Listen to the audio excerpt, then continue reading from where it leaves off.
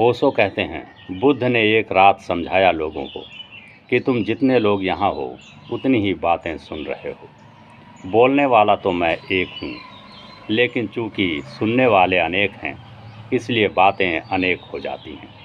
जैसे एक ही आदमी खड़ा हो और बहुत दर्पण लगे हों तो बहुत तस्वीरें बनेंगी। फिर दर्पण दर्पण अपने ढंग से तस्वीर बनाएगा। तुमने कभी वे दर्पण देखे होंगे किसी सर्कस में, किसी म्यूजियम में। कोई दर्पण तुम्हें लंबा कर देता है, कोई मोटा कर देता है, कोई छोटा कर देता है, कोई तिरछा कर देता है।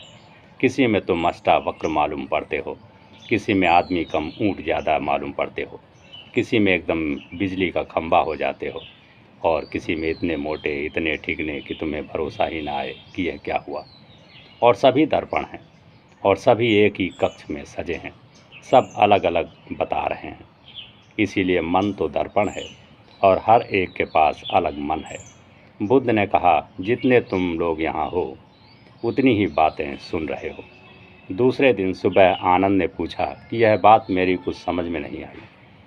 जब आप कहने वाले एक हैं और शब्द आपके हम सभी सुन रहे हैं तो वही शब्द तो सुनेंगे और कुछ तो क्या सुनेंगे। बुद्ध ने कहा, पागल, तू यूँ समझ, कल रात तू जा पता लगा ले। कल रात की सभा में जब मैंने यह कहा तो मेरे जो भिक्षु थे उन्होंने एक बात समझी। एक चोर भी आया था, उसने दूसरी बात समझी। एक वेश्या भी आई थी, उसने तीसरी बात समझी। बुद्ध का नियम था कि जो रात को प्रवचन होता था उसके अंत में वे कहते थे कि अब जाओ, दिन का अंतिम कार्य पूरा करो। भिक्षुओं ने समझा कि अब जाएं और ध्यान करें, क्योंकि वह दिन का अंतिम कार्य था। समाधिस्थ हों और फिर उसी समाधि में डूबते डूबते निद्रा में डूब जाएं। ध्यान करते करते नींद में उतर जाना, सारी नींद को समाधि बना लेना है। तो 6 घंटे सो, 8 घंटे सो, वे 8 घंटे परम समाधि में गए। तुमने उनका उपयोग कर लिया, तुमने नींद को भी व्यर्थ न जाने दिया। लोग तो जहाँ जागरण को भी व्यर्थ जाने दे रहे हैं, तुमने नींद का भी उपयोग कर लिया। तुमने नींद के समय भी अमृत ढाल दी।